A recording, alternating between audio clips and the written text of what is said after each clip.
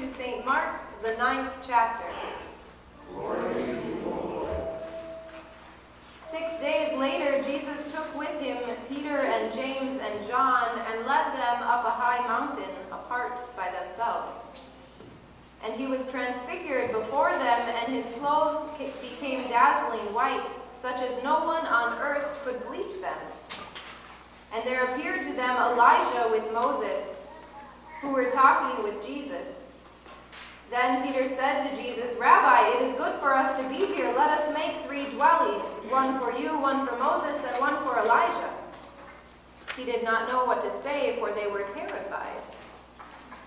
Then a cloud overshadowed them, and from the cloud there came a voice, "This is my Son, the Beloved. Listen to him." Suddenly, when they looked around, they saw no one with them anymore, but only Jesus. As they were coming down the mountain, Jesus ordered them to tell no one what they had seen until after the Son of Man had risen from the dead. The Gospel of the Lord. Praise to you, O Christ. I invite you to be seated.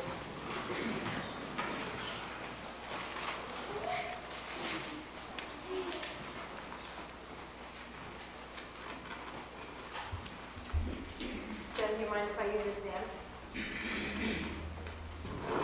I figure since I asked you all to move, that perhaps I should move as well. Thank you. Don't want you all to get a crick in your neck, then you don't have to.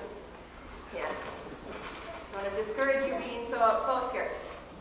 Is this too close, or are we comfortable? Okay. All right. Hi.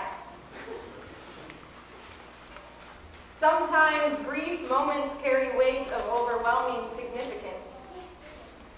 We don't always realize the weight of what we are doing, the influence that it is going to have, the light or darkness that it can mean for someone else.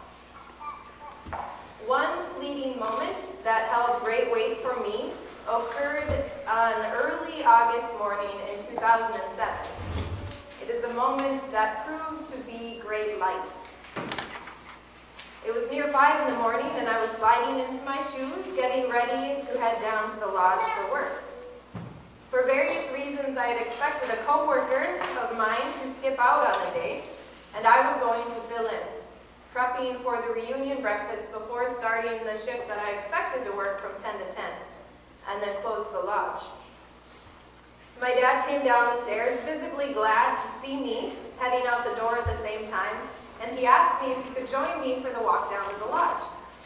A daddy's girl to the core, I of course consented, completely unaware that this 100-yard walk would be one that I would treasure in the months ahead.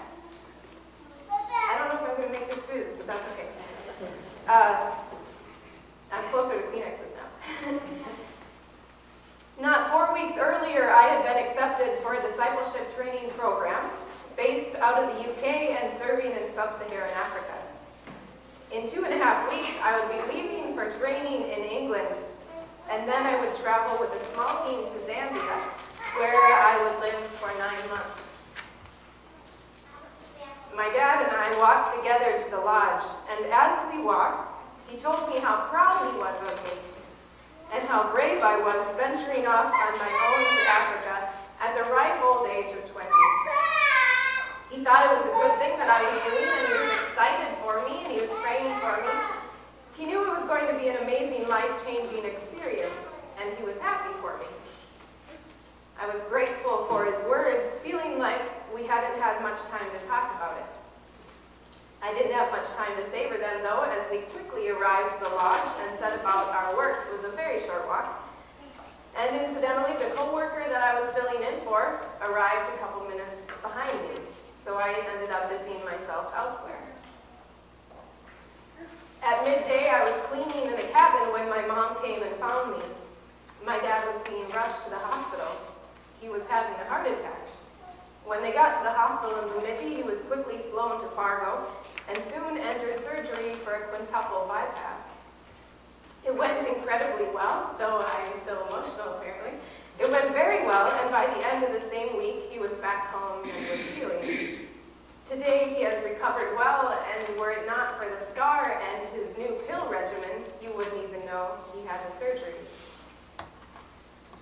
the midst of it, we didn't know what was going to happen. I did not know what was going to happen. And I didn't know if I could still carry on with my plans to leave the country. I even had a relative tell me, well, there's no way that you can go now. But for my parents, there wasn't really a question. And because of the minute-long walk I had with my dad, I knew that I could trust their words of encouragement. I didn't feel like I was abandoning them. I knew I had his blessing. And when it got hard, when being on the other side of the world was difficult and communication was sparse, that one shared moment offered a lot of clarity, a brilliant and encouraging light in the midst of struggle. And I am certain that that short walk was a gift from God. While I was there, I received a letter from my mom's best friend, and she sent me a picture. And this picture has carried me through Africa, New Zealand, Malaysia, everywhere that I've gone since then. It's been in whichever Bible I carry. And every time that I read here in church, it is my bookmark for the gospel. So, which is probably why I saw it this morning, and that's probably why what I thought I could do without tears, I cannot. But at any rate, excuse me.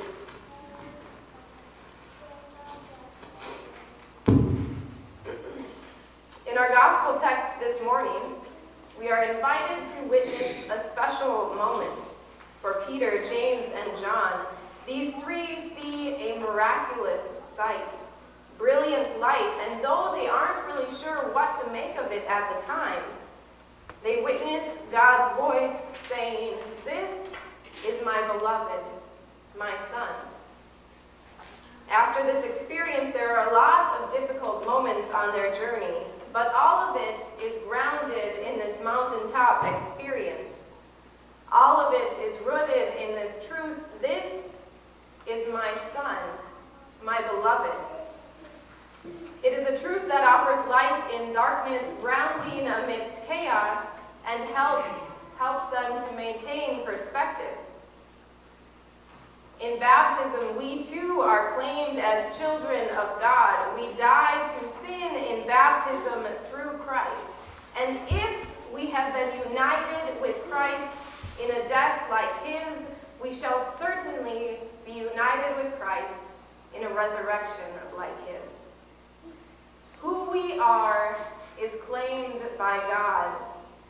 God calls you beloved, cherished, worth dying for, worth sacrificing for. Knowing the dark things inside each one of us,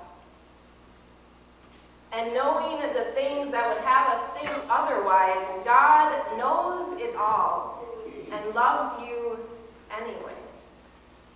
For Peter, James, John, and Jesus, their experience was a great moment of light. Jesus' clothes glowed a dazzling white, whiter than anyone on earth could bleach them. It was likely a vision that none of them ever shook, sticking with them for all of their days. Unfortunately, just as there are moments of light and life, there are moments of darkness. And sometimes these moments of darkness have a way of making us believe that they can steal the light away. When rough things happen, when mean voices or dark thoughts creep in, they can seem to crowd out the light. Moments of treasured walks get overshadowed by a lone voice that says, "Surely you can't go now."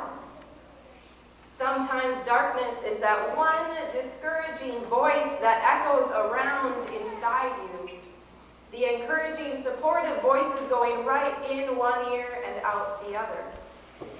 There can be 10 positive voices, and that one negative voice is the only one that is heard. Or maybe it seems that the whole world is united against you.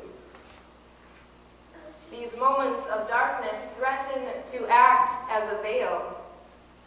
Experiences, comments, gestures that can be paper thin, lies without weight to stand on, and yet as veils they threaten to cover up everything else, obscuring the light. But even in darkness, if you listen for it, if you look for it, you will see you are never alone. There is never complete darkness. It is just a veil, and the veil is not complete. For Christ is always with you.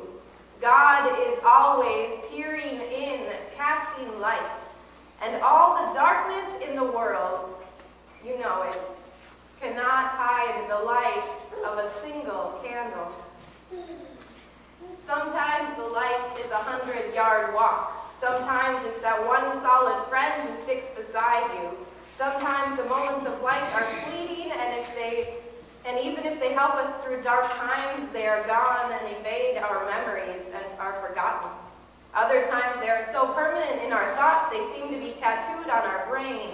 Always, God is there, saying in God's life-giving voice, "Let light shine in the darkness."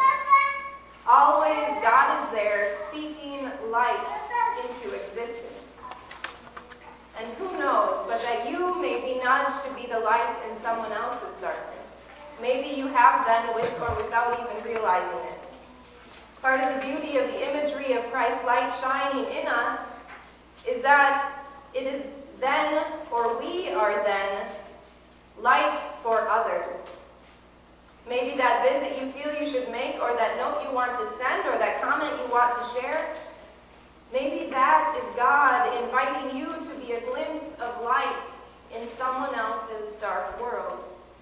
Maybe it is God inviting you to share the light of Christ, a quickening of the Spirit to move on behalf of another. For this is our call as children of God, to bear the image of Christ, to share Christ's light and life in the world. This week we enter into the season of Lent. It is a time of intentionally drawing near to the cross and to the resurrection. It is an opportunity, an invitation to be intentional about remembering our calling as children of God and drawing near to the call to be Christ's light and life. An opportunity for personal reflection and repentance, of turning again to head in the direction that God is calling you to walk. Not coincidentally, this season of Lent, this Sunday, marks Transfiguration Sunday. This event, Christ's Transfiguration, which we read today in Mark, starts off Lent every time, every year, thus reminding us that this journey of turning again to Christ, of renewing our commitment to cross and resurrection living, this is rooted in this identification of Jesus as God's own Son. And our journey is rooted in God's identification of you as God's son, as God's daughter. Our own identity is rooted in this. You are a child of God. Christ's light shines in you. And even when you are in a dark place, God is there and is offering light, creating light. And may the dazzling white light, the light shining in your heart, remind you and renew you and your diligence in sharing your light with others. Light that comes from God in Christ, light that gives life and can be seen through the most troubling times and on the most difficult journeys. Thanks be to God for Christ, our light in the darkness.